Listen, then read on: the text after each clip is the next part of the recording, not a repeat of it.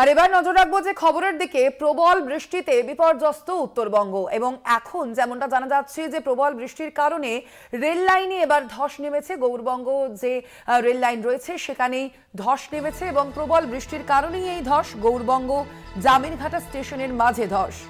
যুদ্ধকালীন তৎপরতায় কাজ করছেন রেল কর্মীরা। লাগাতার ভারী বৃষ্টিতে বিপর্যস্ত উত্তরবঙ্গ। আমরা দেখতে পাচ্ছি বেশ কিছুদিন ধরেই টানা বৃষ্টিপাত চলছে উত্তরবঙ্গে। একদিকে যেমন উত্তরবঙ্গের বেশ কিছু জেলায় জলমগ্ন এবং একই সঙ্গে এবার প্রবল বৃষ্টিতে রেল লাইনে ধস। গৌরবঙ্গ জামিরঘাটা স্টেশনের মাঝে ধস নেমেছে। যুদ্ধকালীন তৎপরতায় কাজ করছেন রেল কর্মীরা। যত দ্রুত সম্ভব এই সমস্যার সমাধান করতে চাইছেন রেল কর্মীরা এবং সেই মতোই যুদ্ধকালীন তৎপরতায় কাজ করছেন রেল কর্মীরা। প্রবল বৃষ্টিতে এবার রেল লাইনে ধস উত্তরবঙ্গে।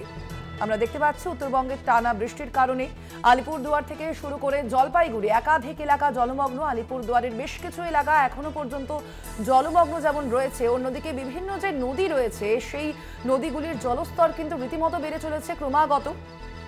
এবং লাগাতার ভারী বৃষ্টিতে এবার রেল লাইনে ধস। গৌরবঙ্গ জামিরঘাটা স্টেশনের মাঝে ধস। যুদ্ধকালীন তৎপরতায় কাজ করছেন রেল কর্মীরা। এ বিষয়ে আমরা আরো বিস্তারিত জানবো। ফোন লাইনে রয়েছেন আমাদের প্রতিনিধি গৌতম চক্রবর্তী। গৌতম, কি জানা যাচ্ছে এখন সামগ্রিক পরিস্থিতি ঠিক কি? দেখো, এখন সামগ্রিক পরিস্থিতি মোটামুটি রেল লাইন রেস্টোর করা গেছে, কিন্তু আজকে যে ভাবে প্রায় 2 থেকে আড়াই ঘন্টা টানা বৃষ্টি হয়েছে। বৃষ্টি তো এমনিতেই চলছে 7 দিন ধরে, কিন্তু যে হেভি রেইন বলতে যা বোঝায় তাতে রেল লাইনের মাটি ধসে যায়। এবং যে সময় রেল লাইনের মাটি ধসে যায় নজরে আসে সে তখন কিন্তু ডাউন বন্দে ভারত পাস করানো হচ্ছিল।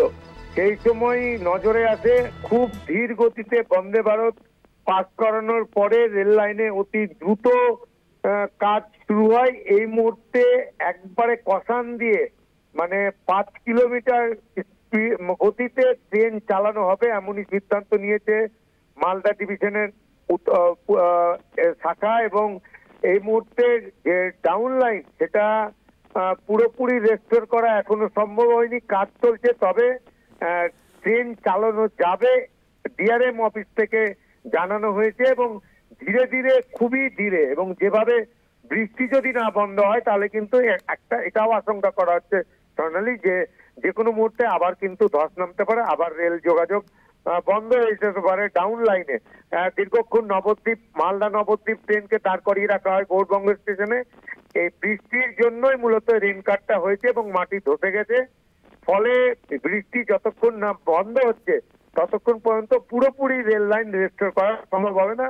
অতি সামান্য গতিতে ট্রেন চালাবে বলে রেল সূত্রে জানা গেছে। একদমই ধন্যবাদ তোমায় গৌতম। আমরা কথা বলছিলাম, ফোন লাইনে ছিলেন আমাদের প্রতিনিধি গৌতম চক্রবর্তী।